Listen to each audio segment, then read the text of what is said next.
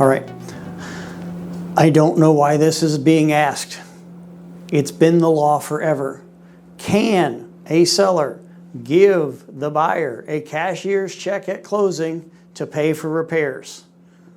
The answer is no. It is a RESPA violation to go ahead and give the buyer money. You can pay a contractor. You can do credits from another source. You cannot give the buyer money at closing.